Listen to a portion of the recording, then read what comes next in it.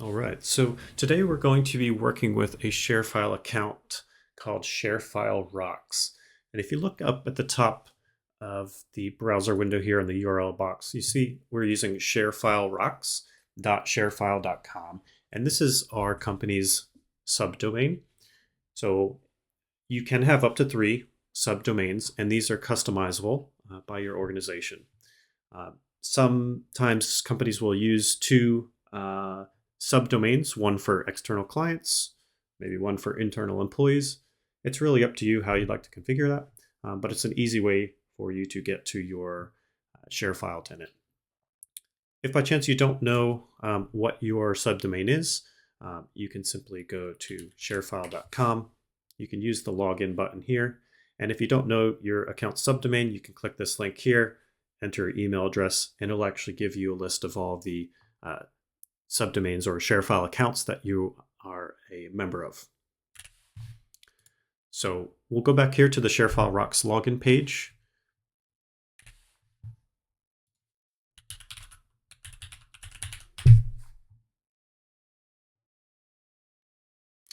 And as you can see here, we have a couple different login areas. On the left-hand side is going to be your company login. If you have single sign-on configured with your ShareFile account, that's where you'll log in and you'll be redirected. If you're just logging into your native ShareFile account, email and password will be here on the right-hand side, and this will get you in. So I'll briefly show you what the activation link will look like. So if you've already logged in, you've already registered your account, you'll come through this login page here. But if you are a new ShareFile user, you may receive an email saying that you've been invited to a ShareFile account. This is how the activation email will look. It may have some different branding depending on how the company has configured that, but you will get an activation link to activate your account. So go ahead and click that, and some basic information that is required: first name, last name, and this account has 2-factor authentication enabled. So in order to log in the first time, it will require a phone number. Once you've set that up and you've logged into your account, you can add a authenticator app such as the Google Authenticator, Microsoft Authenticator, Duo, things like that, to make it easier for you to authenticate.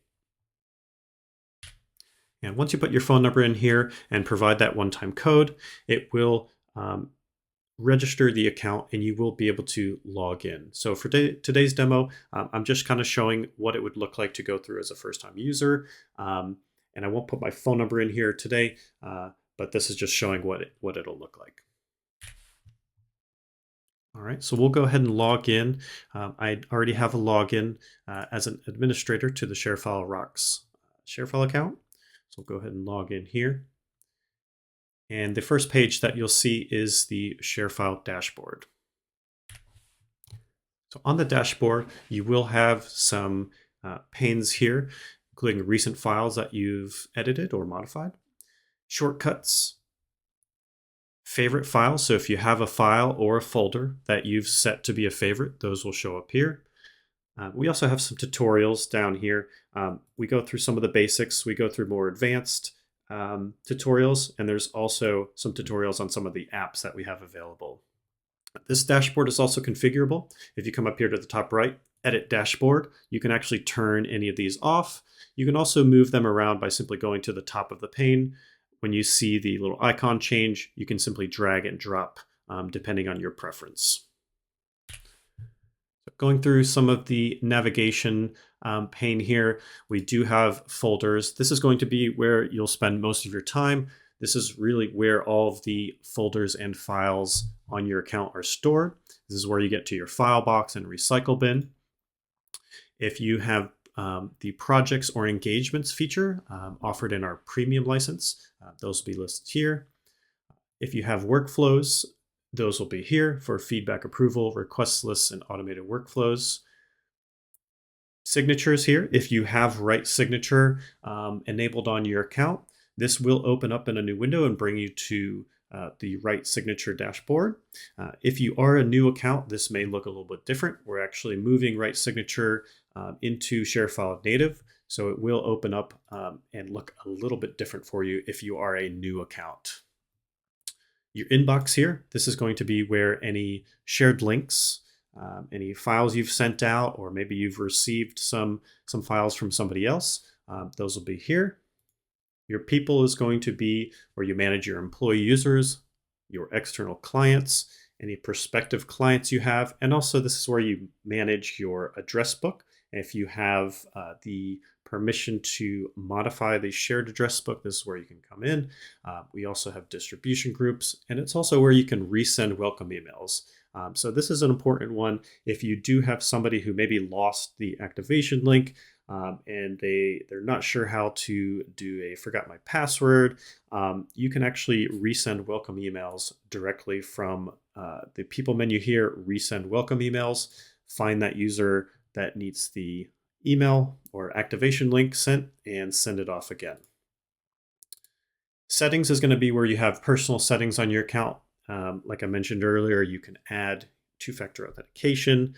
You can add your authenticator apps. You can manage your user settings and admin settings here. If you do have access to more administrative account settings, this is going to be where you change security features. If you have any connectors, retention policies and file versioning, everything that goes along with administering a ShareFile account, this is where it will be.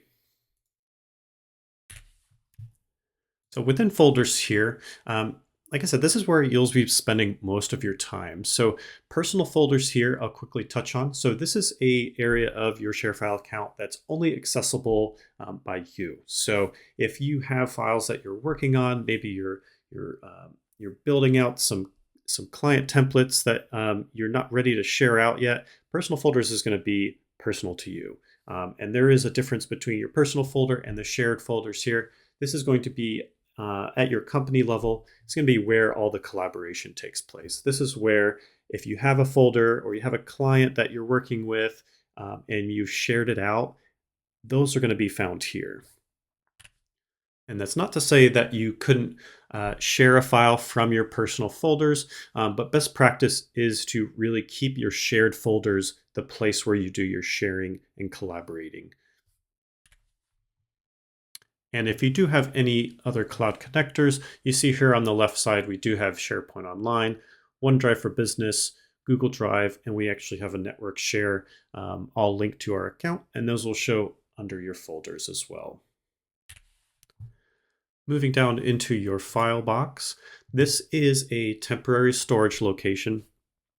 It's used for a holding spot for any files that are uploaded by the Outlook plugin, if you're using that, and anywhere that you don't necessarily give a destination to. Like if you're uploading a file to send out to somebody and you don't specify where that file is stored, it will be put into the file box. Like I said, this is a temporary storage location.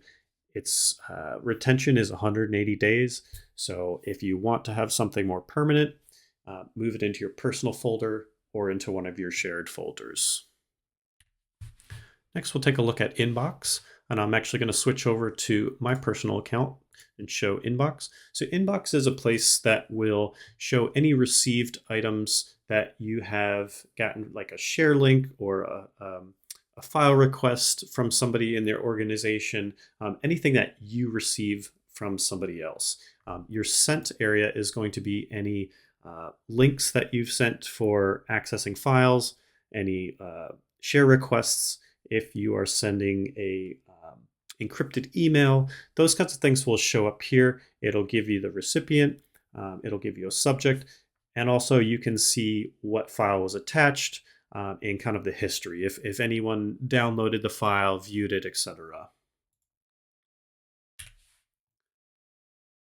Also, directly from sent messages, you do have the option to compose a encrypted email from here, and you can simply select the recipient, add a message, and it works very similar to the Outlook plugin sending an encrypted email.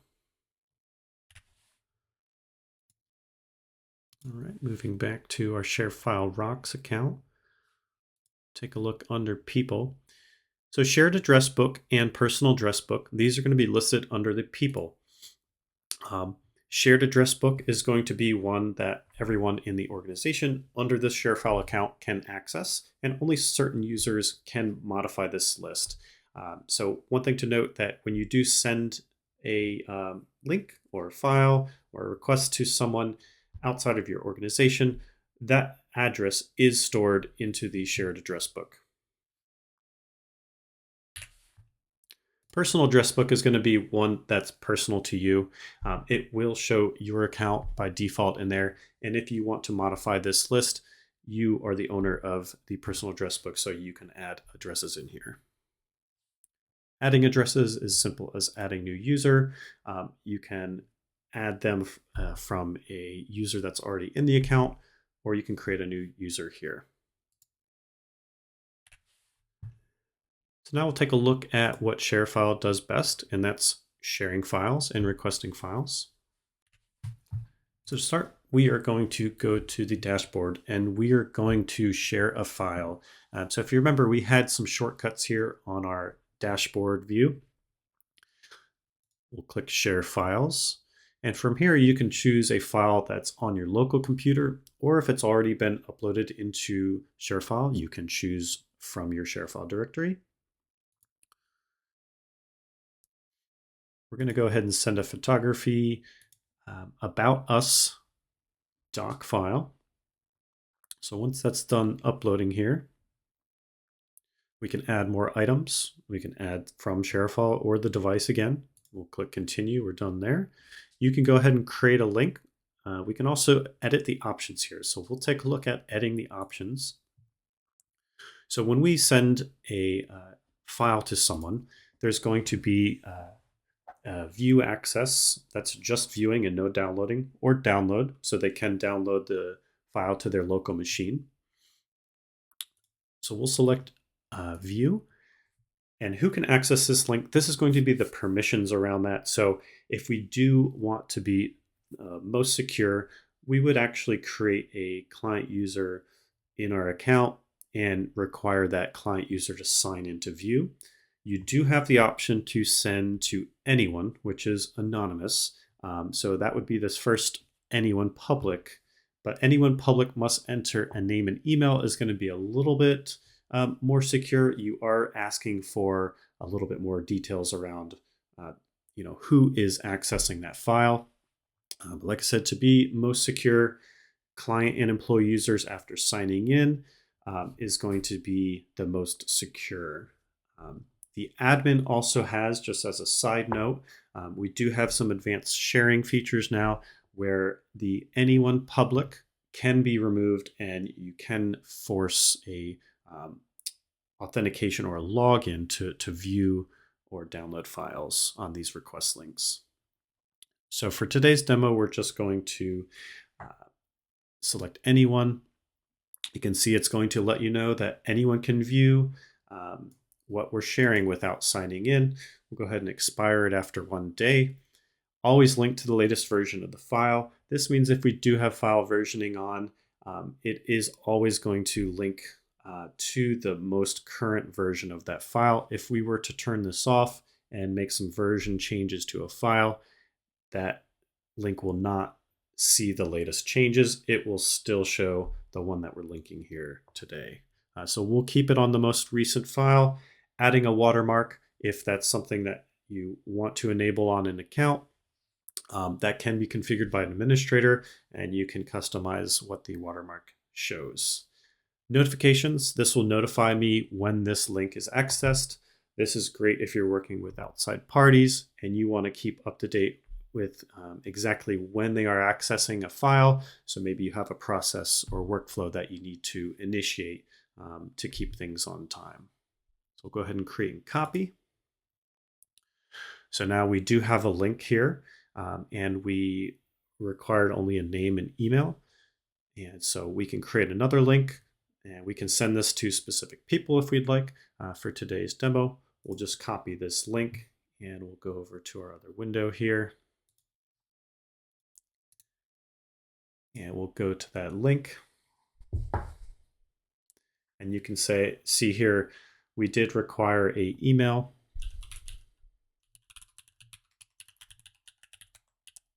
and a name. We do have a CAPTCHA here just to make sure that we're not dealing with robots. And we're looking at fire hydrants here.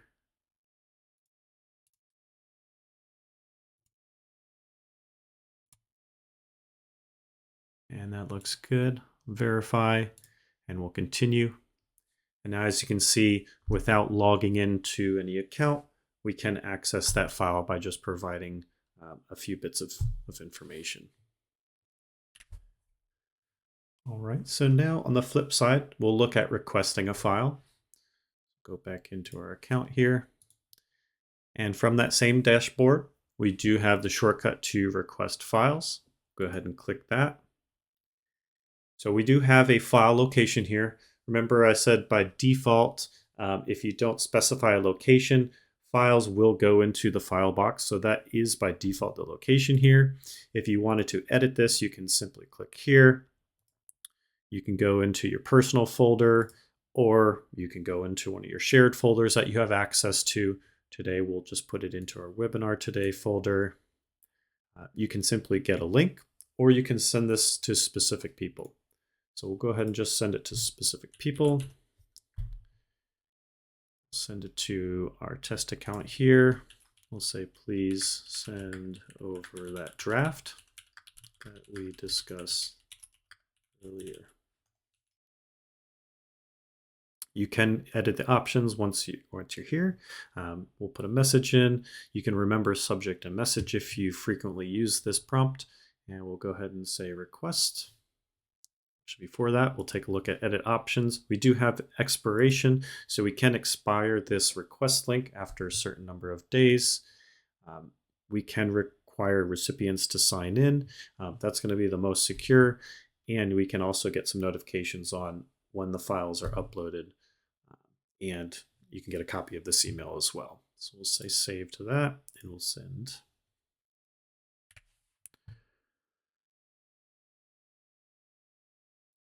Switch back over to our other user here, and you'll see that they already have an email notification saying that we request some files.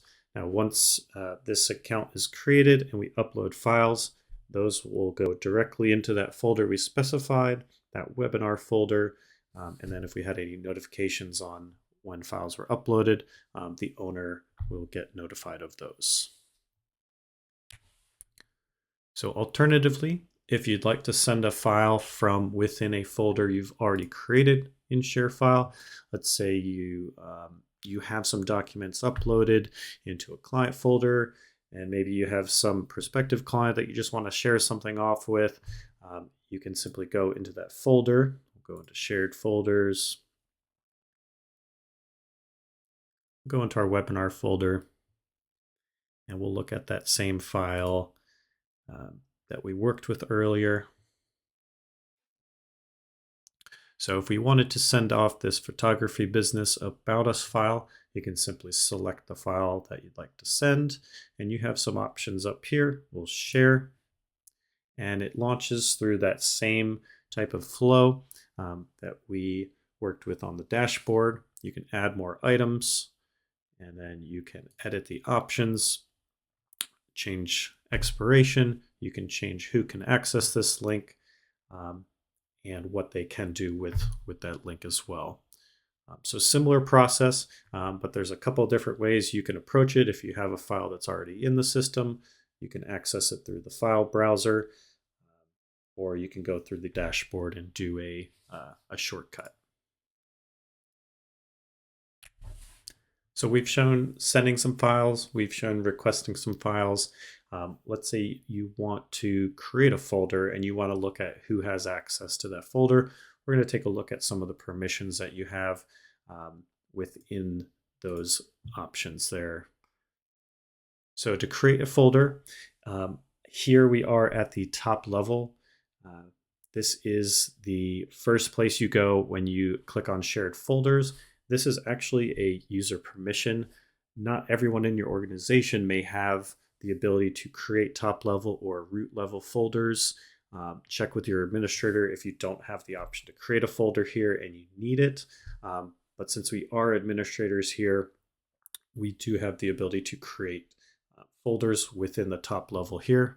So we'll go up to the plus sign, we'll click create a folder, and we'll just name this folder testing folder creation. You can give it a description. You can add people to the folder while you're creating it, or you can just skip that and add them later. We'll just add them later. And applying a template. So a template is pretty much a pre-configured folder structure that you can apply to a folder. So basically the original folder template, if any changes are made to that, those will be reflected in any of the folders that are using that template. So I'll go into that a little bit later when we look at the admin settings. But for today's demo, we're just going to keep it just a plain old folder. Storage location, you probably won't need to look at this, but if you do have multiple storage locations, this is where you can change. Maybe you have an on-premise storage zone and you also have a cloud. You can change the location the files will reside. So we'll go ahead and create folder. And now we are in our testing folder creation folder, and there's nothing in it because it's brand new and we didn't apply any templates. So what we'll do is we actually want to add that external user we were working with earlier as a member of this folder, and we're going to take a look at some of the permissions around that. So the people folder here is going to be the permissions. You can see here that myself, I am the owner by default. I did create this folder, and you can also see super users is also listed here. And so both of these users are admin. The reason we see super users, these are actual users on your account that have full access to all of the files and folders. It does not mean that they are necessarily a ShareFile administrator. These are users that have been set up to have access to all the files and folders on an account only. They may have additional administrative privileges, but we're talking about purely files and folders. As a side note as well, admins can disable these super users from showing up on this list. So if you don't necessarily want your employees to know there is a super user or some kind of backdoor way of someone getting access to these files, that super users can be removed from the people list here. So we'll go ahead and add that user we were working with earlier. So you can simply add people to folder button here.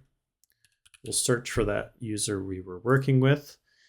And you have some options here. So view access is only going to be view. There won't be any way they can download the files if download is unselected. It's only for viewing purposes only. Download will allow that file to be accessed and downloaded to their local machine. Upload is going to basically be editing. Upload gives the user the ability to upload files from their machine into this folder, and also that gives them the ability to edit the files. Since if you do have a file you're replacing in a folder and it's got the same name, basically you're creating another version of that file if versioning is on. Delete is pretty self-explanatory. If you do have delete, you can remove files from this folder. Admin is going to go a little bit above and beyond just your normal permissions. We'll take a look at this in a second, but admin gives you extra permissions on versioning and file retention and the name of the folder itself and a little bit more control, things that should be limited to only a couple people on this folder. Folder alerts, if you want to email users when files are downloaded or uploaded, that's where these settings will be here. For today, we're actually just going to give this person view access, and we'll notify this user that they've been added. And applying the settings to subfolders, if you do create a folder within this folder, it will actually take this same permission and apply it down the chain. So not only will this Greg H user have access to view stuff in this folder, but if we create a subfolder, he will also have access to view in that subdirectory. We'll say add. And as you can see here now, Greg H is listed with only view access, and that will be applied to all subfolders as well. And so you might be wondering, what if we don't have, a user set up already in the system? There are a couple ways to add employee users or client users. So you can add a user during the permission setup here. So you can see here underneath select, we do have create new user. So required fields, of course, because this person is going to need to log into our system, is going to be email address, first name and last name. Company is not required, but it's a nice to have. So this is one place you can add a user. And what this will do is if you add somebody, it will kick off the account activation email that we saw earlier in today's webinar, where this person will register their account. They'll set up a password. If two-factor authentication is required, they will have to go through that. All of this has to happen before they can actually get to this folder. So that's important to note.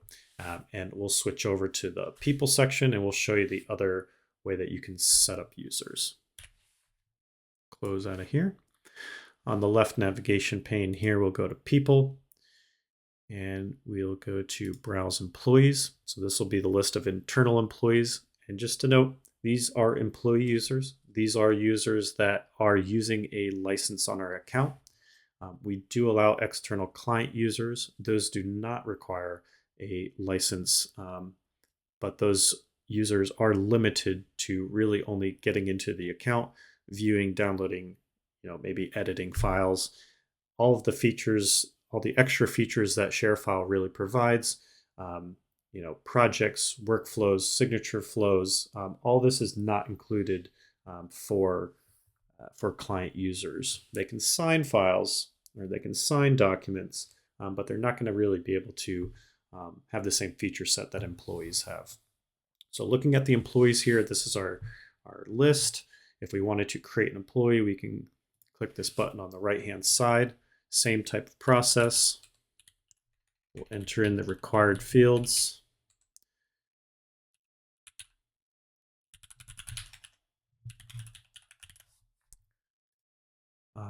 One thing here that we can do is if we wanted to add another person, we can simply add another line here. If you are looking to bulk import multiple users, there is an option up at the top here where it says need to import multiple users. So this will actually give you a template that you can simply fill out with a set number of users that you need to import. And once you upload that file, it will generate all those users at once and save you a lot of time. So for today's demo, we're just looking at one. Under step 2 here, we're going to look at user access. This is going to be important because not only can you have an employee in the system, but you can really delegate them to perform certain tasks, whether it be administrative tasks or reporting tasks. This is going to be where you customize what that employee has access to.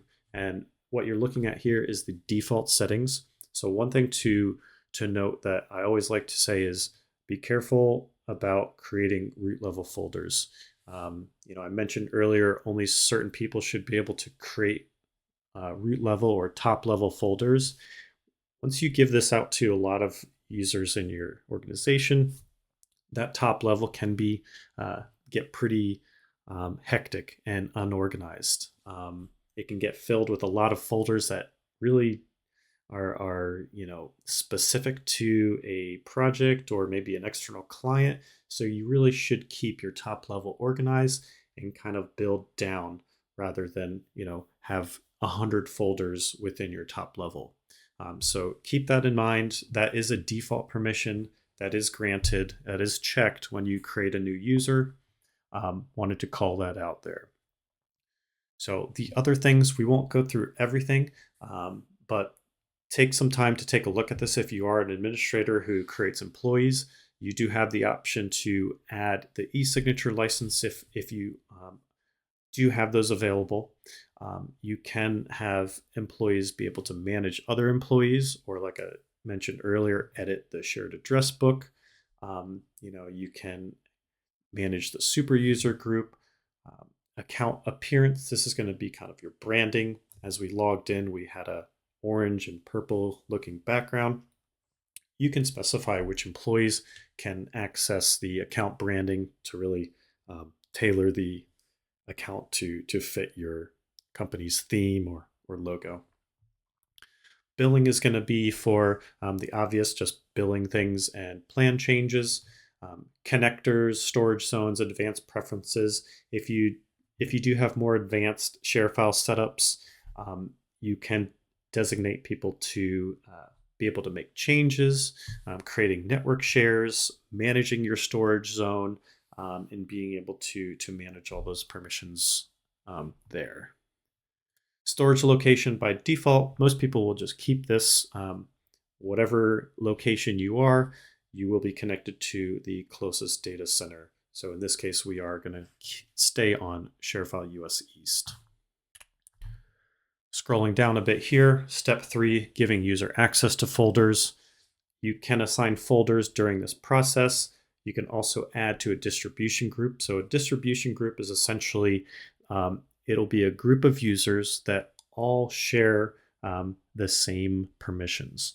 So if you wanted to create a human resources or an IT distribution group, you can actually add that distribution group to a folder and give it permissions. So anyone in that distribution group will inherit those permissions from the group.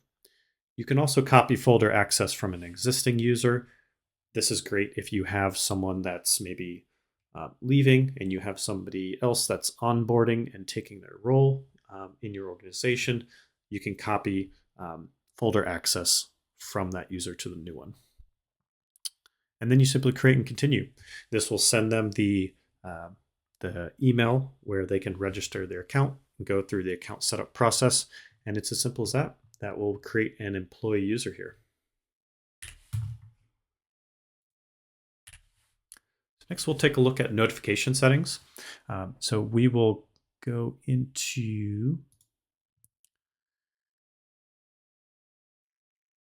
admin settings here.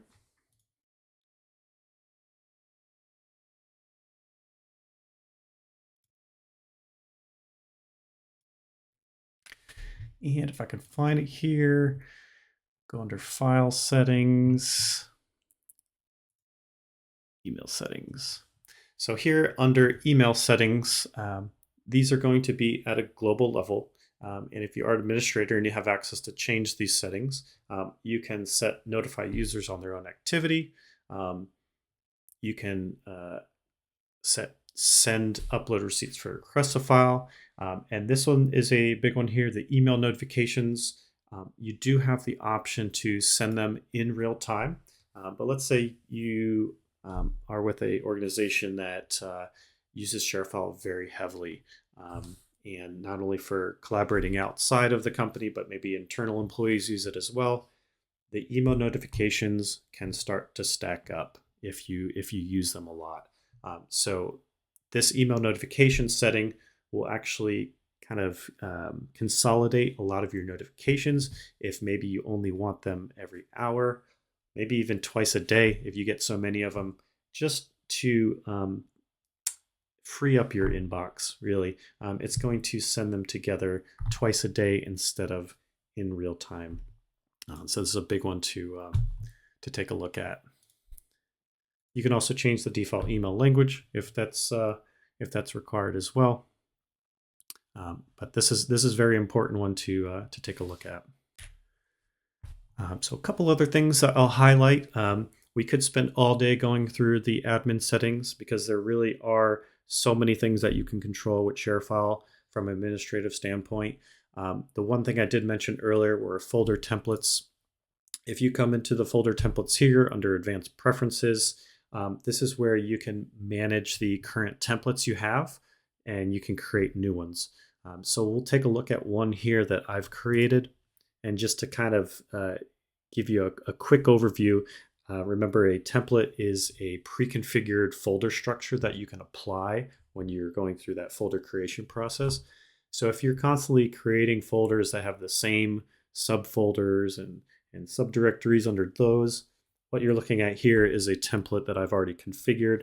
If I were to link a folder to this, it would automatically populate these set of folders. And then any changes that I make, this is a dynamic folder template. So any changes I make here, if I create a subfolder within profile pictures here, sub pictures, any linked folders to this template will be updated. It's not going to delete anything. It's going to just modify the linked folder that you have. So important one there. A couple other things here. We'll talk about this in just a second, but you do have applications that you can use outside of just the ShareFile for web here. Enable ShareFile tools. This is where you can turn things on like FTP access or the Outlook plugin. I would highly suggest taking a look at this if you do use Outlook. It integrates ShareFile directly into Outlook, allows you to attach files, request files, set up workflows, all sorts of things right through Outlook. So if you work mostly out of Outlook, that's a great tool. I highly suggest checking that out. Another area I want to highlight is under security, login and security process. This is where, like we talked about earlier, two-step verification can be enabled. Right now on our ShareFile Rocks account, we only have two-step verification enabled for employee users. If you want to add an extra level or extra layer of security for your external users, this would be where you turn that on. So now anyone logging into your ShareFile tenant, if they're logging in from a device that's unknown, it's going to kick in that extra two-step verification process. And to be honest, I would enable this for client users as well. It shows your external clients that you care about security, and you want to make sure even the data that they're accessing, and they're not an employee, they're not internal, that's kept secure. So that can be turned on here. The other one I wanted to touch on here is the new share and request access options. So this is important, and we talked about this earlier. When you're creating a share link, there is the option to set it to public or anonymous. Like we went through that process where we did a public link, and all we had to enter in was a name and email address. These options here will allow you to turn on authentication for not only share links, but request links. So this will completely get rid of the public or anonymous option. It's up to your organization whether you want to be able to use those public anonymous links, but for the best security posture, enabling these require authentication is going to keep your account the most secure it can be. So very important there. And finally, looking at the company account info, we touched on this during the permissions section, but if you did want to change your company branding, not only how your login page looks, but if you want to be able to change how your emails look when they go out to your clients or employees, if you want to use your logo in there, really make the ShareFile experience seem like it's coming from a website that you designed, that your company built.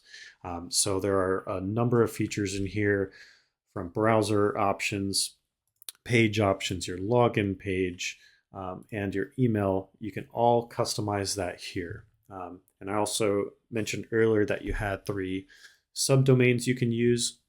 That can be changed here under edit company branding as well. If I wanted to add an extra subdomain here, maybe I would just wanted to say ShareFile Rocks External. Now we can provide that that subdomain to our external users, they would simply go to ShareFile Rocks external.sharefile.com to get to our ShareFile tenant. That's also an option there.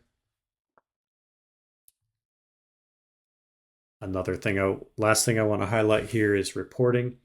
So if given the permission, you can come in here and schedule recurring reports, which are great to have if you want to know what's going on with an account, maybe even a specific user. You can get an activity report or see who's been doing what they've been accessing. You can simply create a report by going to the right here. And we have a number of different forms here, a number of different types of reports you can generate, from just getting a detailed list of all the users on your account. Maybe you're doing an audit of all your client users and you want to just get a list of them and see when they've been logging in and stuff. That all can be generated here. Great place to go if you're looking to pull some valuable data on your account. All right. So that's going to be it for most of the content for today. The last couple things I want to touch on is just the app section up here. We talked about this a little bit earlier. If you want to be able to download the applications we have for the desktop, we have Windows and Mac applications available to download. We have ShareFile for Windows here. If you're used to working out of the Windows File Explorer, this will integrate directly into that, giving you a mapped drive that you can do all the same functions that you have access to in the web app, just on your local machine. This is great for if you're traveling and you want to check out some files to access maybe on a plane. You can do all those functions here. The ShareFile for Outlook plugin, we talked about this earlier.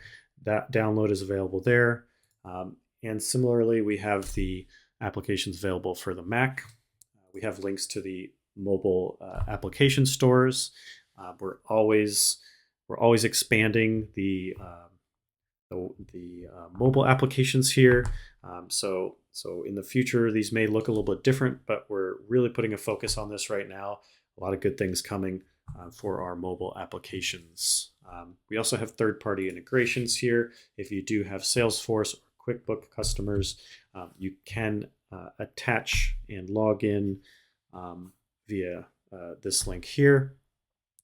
And if you have prospective clients that you want to pull in and start collaborating with, you can do all that from the integrations page here. And finally, I just want to give you guys a little bit of information about where you can find more how-to guides and get some more information on how to really get the most out of ShareFile. ShareFile.com/help center.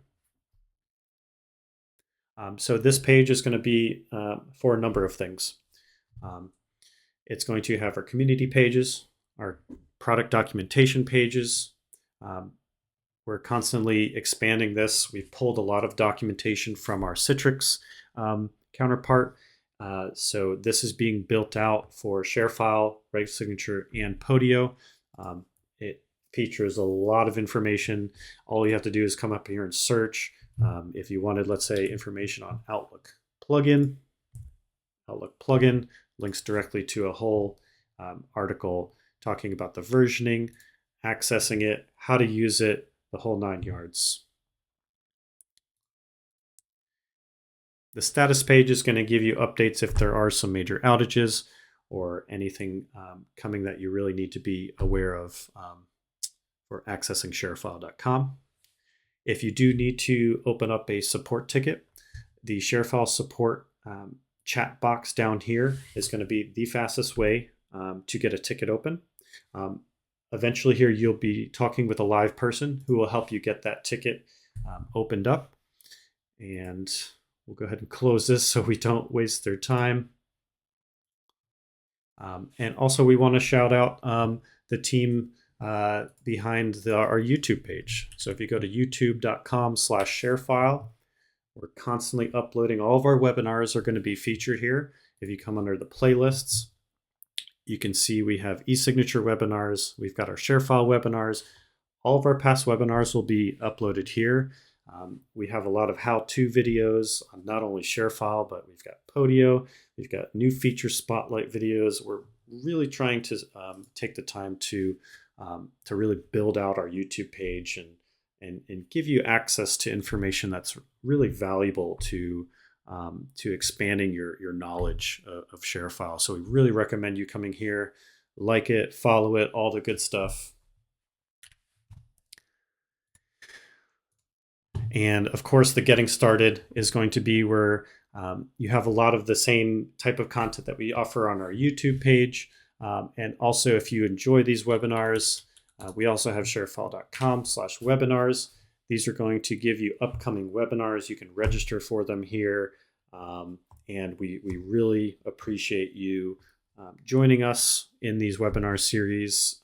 We're hoping you get a lot out of them, and we hope to see you on future ones. So with that, we'll open it up to Q&A, and we'll try to get some of these questions asked live. And thank you again for your time today, and we appreciate your business. All right. Yeah, Greg, it looks like lots of questions. So thank you everybody for being so engaged. I think we're going to start off with one of the hardest ones, right? Jeff asked, will this webinar cover when you're sending out for info/signature, how to best auto-populate the required fields? So one of the things that I was going to show is something called prospective clients. And we have a workflow that's called accelerated agreements. So essentially what this can do is it can take a potential prospect client. If you're working with someone on the outside of your organization, and let's say you want to get them to sign maybe an NDA or initial agreement letter, and there's a lot of fields that you need to auto-populate. Sometimes that can get kind of time consuming, especially if you're maybe onboarding a lot of different clients. So one thing here we can do is first add a prospect. So I'm going through the add prospect. I've added the required information here, just name, email address, and company. What we can do as well is we can fill in the address. Once we have Greg Horrocks as a prospect user in here, what we can do is we can actually select this. And if we had, let's say, 20 or 30 different prospects, we could accomplish this same process, this same workflow all at once as well. So since we only have one in here today, we'll go ahead and select the name. We'll click Send Client Agreement. This is going to kind of bring in the right signature templates that I have. So if those are built out beforehand, you don't even have to really do anything. You just select a template. So I have a couple test templates in here. Let's just select this broker contract. It's going to preview that contract. And you can see here, it's actually already populated. So these are fields that I added into the template. I used my first name, last name, and company. And so you can see here, it auto-populated that. And that could be the same for all 20 or 30 prospects that we want to send this agreement to. We just need to select all of them and then send this agreement, and it will auto-populate. I have a signature line here. It automatically put my signature in there, and then we can send it off immediately. You also have some options here. You can actually, if you do have our premium features of projects engagements, you can save this document directly to a project if you have that going with a prospect. We can also create a new folder and have it saved there within our ShareFile account. So setting off this agreement basically takes that template. It's auto-populating it with those fields that we have in our template. And then it's sending it off. It's creating that folder automatically. And then once that that document is signed, it goes directly into that folder. So it kind of accomplishes, 5 or 6 tasks all at once for you. And that can be done across multiple users at once. So I hope that helps. There was a question about editing the contents of the welcome letter. So you can, just to show what I showed earlier in the webinar, resending welcome emails. This can be modified, and then you can also preview of how that email would look. So you can change the message, the contents of the body of the message there. We have another question, Greg, about automatically adding all employees to new client folders as they're created. If you would like to have all of your employees in a group added to all of your client folders, you should likely use a distribution group where you have all of your employees in that distribution group. And and Greg's popped the Yep. distribution groups up. And as long as you have that distribution group in the root folder above your clients and have apply permissions to subfolders, they will be added to all of the new folders. Yeah. So for instance, I created a department A. Let's say you have different areas of your organization that are going to need different permissions. You can add people to this distribution group. So we have department A. Now, when we go into a folder, let's say we have a client folders here. If we go to people, we can actually add department. Department A now shows up basically as a user that gets permissions, and then anyone in that group will kind of inherit those permissions. So great question there. And one thing before we go, I do see a question about changing the retention policy on a shared folder from Daniela. That's a great question. I know I didn't really touch on that, but when you're in a folder and you have admin permission, you can go into Edit Advanced Folder Settings, and this is where you can set the file retention. You can actually also expire the whole folder itself if it's something that's you're only working with for a limited number of days or weeks. You can just automatically set it to automatically get deleted. File versioning is also in the advanced setting. If you have that enabled on your account, you can change the settings here. And then some other options in regards to the sorting, folder templates like we talked about earlier, and then the storage zone. So this is kind of what the admin, the folder admin would see when they come in to make advanced changes. Thank you everyone for tuning in today. We appreciate your time and we look forward to seeing you on another one. Take care.